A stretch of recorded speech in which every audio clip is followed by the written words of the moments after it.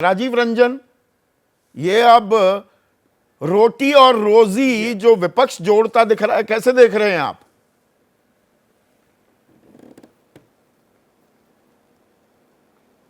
देखिए, सबसे पहले अभी मैं सुप्रिया जी को सुन रहा था। निसंदेह काफ़ी शानदार तरीके से उन्होंने पार्टी का पक्ष रखा।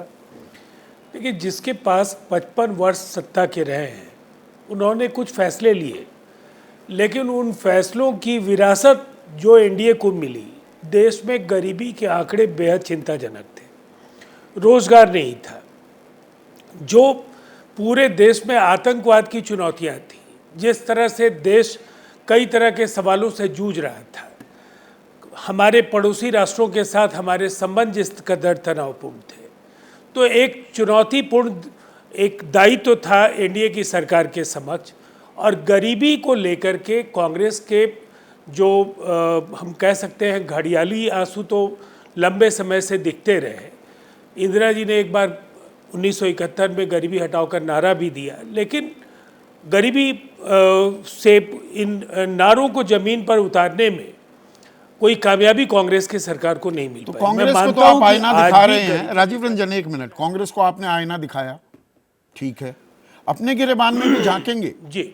19वां साल है आपकी पार्टी को राज करते हुए बिहार में, और मैंने अभी तेंदुलकर कमेटी की रिपोर्ट का ही जिक्र किया था कि 34% आबादी अभी गरीबी रेखा के नीचे है वहां पर जो नया ताज़ा 1.5 साल पुराना है वैसे वो आंकड़ा भी, जो नीति आयोग का मल्टी डायमेंशनल पॉवर्टी इंडेक्स है, उसमें तो 51% बिहार गरीब है।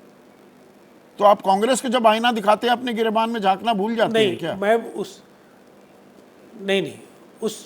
मैं उससे ज़्यादा जो अभी ज़्यादा प्रामाणिक आंकड़े हैं वो बिहार के अच्छा, नीति आयोग के आंकड़े प्रामाणिक नहीं है। सर्वे के दौरान जिन 27 बिंदुओं पर मैं जो कह रहा हूं, जो ताज़ा आंकड़े हैं, ये ताज़ा आंकड़े हैं, और इन आंकड़ों में जिन बिंदुओं पर लोगों की राय ली गई, जिनसे जानकारियां ली गई, उसके आधार पर भी ये इसको नकारा नहीं जा सकता है कि सभी वर्गों में गरीबी है। लेकिन पिछड़े और विकसित राज्यों के बीच जो असमानता की खाई है, ये संसाधनों के असमान वितरण से उपजा हुआ संकट है, और इसकी जवाबदेही कांग्रेस को निसंदेह लेनी चाहिए। कांग्रेस को देनी होगी। आजाद भारत के इतिहास में, एक मिनट, आजाद भारत के इतिहास में जो आर्थिक असमानता है, इकोनॉमिक इनइक्वालिटी है, वो मोदी राज में सबसे ज्यादा बढ़ी है। ये तो ताजा आंकड़े सामने आ चुके हैं। 1% लोगों के पास 40.1% संपत्ति है इस देश में। जो खरबपति हैं उनकी आमदनी 280% बढ़ी, और एक सामान्य मानवी की 27.8% बढ़ी है पिछले 10 सालों में। मुझे उम्मीद है कि आप बाकी लोगों को जिस तरह से सुनते रहे, मुझे सुन लीजिए जी। उसके बाद आपके सप्लीमेंट्री जो भी होंगे उसका जवाब मैं दे दूंगा। देखिए, ये 50s के दौर में फ्रेट इक्वलाइजेशन पॉलिसी का नुकसान उन राज्यों को ज़्यादा हुआ जहां माइंस एंड मिनरल्स बहुत ज़्यादा थे। बिहार निसंदेह उस समय देश के सबसे ज़्यादा भू संपदा संपन्न राज्य में एक राज्य था, और वो 91-92 में फ्रेट इक्वलाइजेशन पॉलिसी जब रिवोक किया गया, तब तक बिहार विकास की गाड़ी वहां पर फंस चुकी थी। नहीं, आपकी गाड़ी अभी बिहार में अटकी हुई है। राजीव रंजन, आपने आर्थिक असमानता कांग्रेस के टाइम पर बढ़ी या अभी पिछले 10 सालों में वो खाई और गहरी और चौड़ी होती दिखाई दी है? मैंने वो आंकड़ा आपके सामने पेश किया था।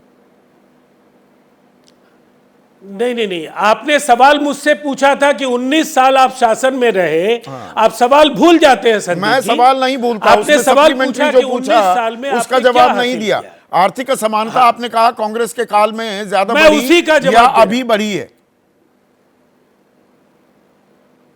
मैंने राज्य को इकाई माना, और मैं मानता हूं कि वो जो एक इस राज्य के साथ जो दोहरे मानदंड उस समय के केंद्रीय सत्ता के थे, उससे विकास की जो दौड़ है उसमें ये राज्य पिछड़ा, और इस राज्य के पिछड़ने के साथ जो दूसरे बड़े जो दोहरे मानदंड के फैसले थे, वो थे हर 5 ईयर प्लान में जो अब प्रति आप राज्य व्यक्ति का ही इतना विकास लंबा का जो विश्लेषण निवेश करने था, लगे, अभी भी वो आप मेरे सवाल का जवाब अन्य नहीं दे राज्यों रहे। से नहीं। तो मैंने आपके पहले सवाल का जवाब दे दिया और अब मैं आपके सप्लीमेंट्री का भी जवाब हाँ दे रहा प्लीज। हूं।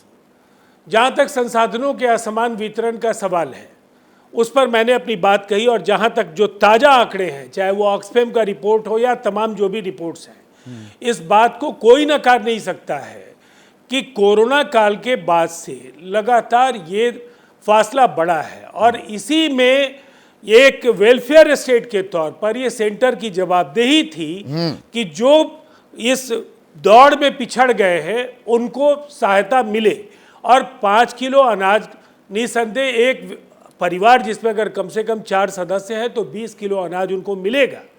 अब इस फैसले को लेकर के जिस तरह से कांग्रेस और तमाम अन्य दल जो इंडिया ब्लॉक में हैं वो लगातार हमलावर हैं, तो इस फैसले को फिर से दोहरे उसका बल्कि हाँ, हम उसका कहेंगे कि हम दुगना 5 देना किलो की पहले जगह 10 सवाल किलो उठाते हैं। देंगे। ये आपका ये कहने आपने की साफ स्थिति गोई क्यों? से जवाब दिया है। जैसे ही घड़ी का काटा दोपहर 2:30 पे आए, बबीता जी का दिल सास बहू साजिश के लिए मचल जाए। और ये है इनकी बहू, पूरे दिन ऑफिस की टेंशन हो जाए गॉन जब ये करें अपना फेवरेट शो फ्री टाइम पे ऑन। इनकी तरह आप भी देखिए अपना फेवरेट शो अपने टाइम पर और डाउनलोड कीजिए एबीपी लाइव ऐप अपने स्मार्ट टीवी पर।